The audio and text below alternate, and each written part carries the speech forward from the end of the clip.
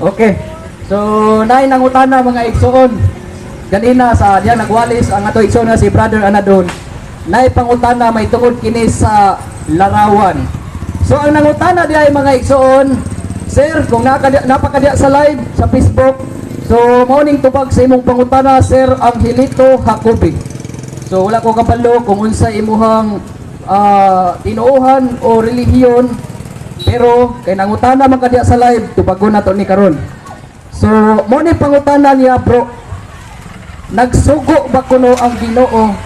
Oo, okay. Mo ni pangutana ni Sir Angelito Jacobi, nagsugo ba kuno ang Ginoo nga magbuhat og larawan? Na ikapalawap niya nga question, kung nagsugo ang Ginoo, sumala diya sa nabili na kong Bible. Palawag sa ko sa Bible. Na dito.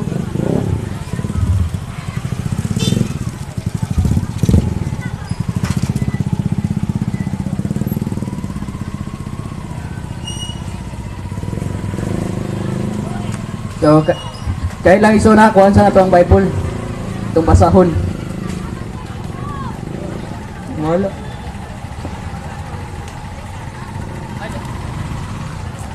Daray. So, money bro, daray. Sorry. So, balik ko na ko pangutana bro. Nagsugo ba kuno ang Ginoo nga magpabuhat og larawan diya sa simbahan? Inya, follow-up question. Kung nagsugo, ngano man nga diri sa Jeremias 2:27 nag-ingon atong basahon na pagkaulawan gayud kamong tanan nga miingon ngadto sa kahoy, ikaw ang akong amahan, ug ngadto sa bato, ikaw ang akong inahan. So, kung nagpabuhat ang Diyos og larawan, so kinsa may nasayop? Kamo o si ang Ginoo, si Kristo o kamo? Base dinhi sa balaang kasulatan. So, ang nangutana, balikon ko si Sir Angelito Jacobi, sir, kung napakada sa imong live sa Facebook, so paminawa ang tubag. Sige, dahil salamat no sa nangutana. Ang pangutana, nagsugo ba ang Diyos pag pabuhat og larawan? Tubag, sa karaan pa, nagsugo. Kinibat tayo na ito, nga mayungot at mga igsoon na Exodo 20, 22, 5. Apan niya sa Exodo 25, kapitulo 25, versikulo 18-22, nagsugo ang Diyos sa pagpahimo sa kerubin sa arkas kasabutan. Ano sa arkas kasabutan? Katubang gisudlan sa duha ka papan nga bato nga naa diha napulo ka sugo. So napabuhat ang Diyos og larawan sa kerubin. Unya, napalain. Sa diyang nagpagulbol ang mga Israelita dito sa Kamingawan, nasa ko ang Diyos og ipadadaan og mga daghan kayong bitin og gipamaak og napakitabang ang mga tao kay Moises. Mingon mga tao, Moises, pag-apos sa Ginoo, ang dili kami mga matay. O tuod man ang sugo sa Dios, kamo isasabi niya, paghimo o bitin nga tumbaga o bronze, isangat sa tukon, ang tanang tao nga napakan sa bitin, tumutanaw, dili mamatay. O nagsugo, pangutana, nga no man yung bitin, man yun ang gisugo nga larawan, ipabuhat sa Diyos. Nagsugo, o niya ang mismo, ang Diyos kayon, nagkulit og larawan katong akong gisgutan surahan. Ang Diyos na sugo, ang Diyos Diyos mismo nagkulit og 7 kanaw din sa kanaw papaso niya ang sala sa yuta. Asa mabasa? Maison di mani Zacarias kapitulo 3:9, ang Diyos mismo nagkulit og larawan. Unya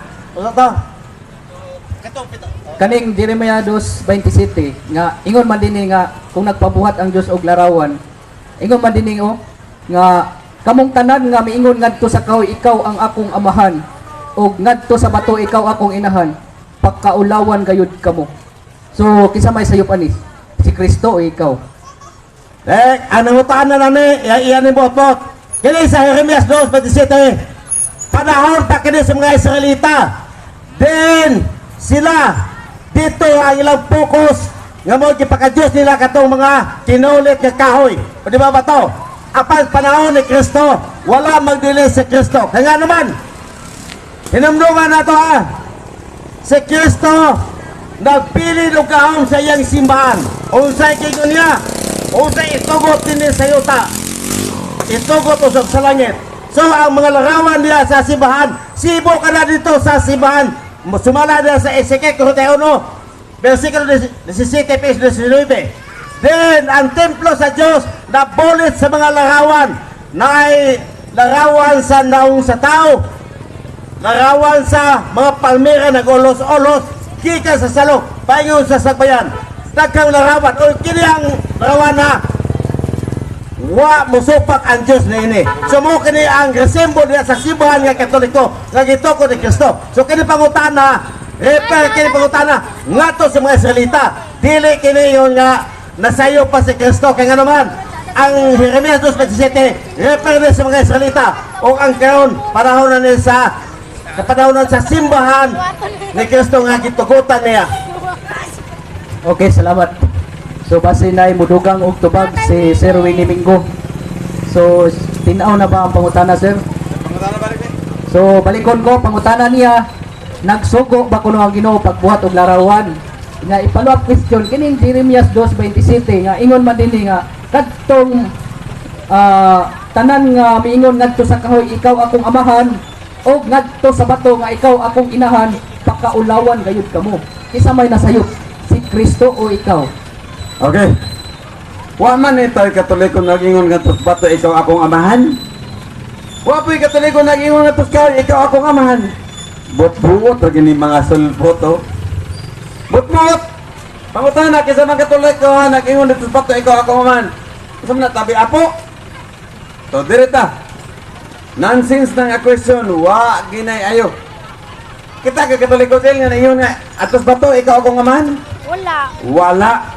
Buot ka. Direta. Sa unang pangutana nimo. Nagsugo ba ang Diyos pagbuhat og larawan? Yes! Nabas Biblia na. Asa man nabasa? Exodo 25, tudling 17, hangtod 19. Mingon ang Diyos, Moises, pagbuhat og larawan sa duha ka kirubin. Magbuhat og larawan, sugo na. Mingon din sila, si Moises pa may gisugo, diha ta nakita ron. Atrasa na to sa Exodo 20, 3 hangtod sa 4. Ayaw pagbuhat og larawan. Kisa may gisugo, si Moises na po ganun kapil-apil man mo. Mo na kabaw tik-tik nimo. Pag ingon ayaw pagbuhat, gidamay nimo Katoliko. Pag ingon nga magbuhat, gidamay na po nimo Katoliko nga nagbuot-buot. Di na mao. Tinaw naman sa tubag ni Brother Marcelino. Nga tinuod nga templo sa Dios. Ezekiel 41, 17 hangtod sa 19. Gibutangan o kinulit nga mga larawan. Unsa day ang tinuod nga templo sa Dios adunay mga kinulit nga mga larawan. Kung imong simbahan way kinulit nga mga larawan, budiga na, piki na. Sunod po ta. Okay, salamat.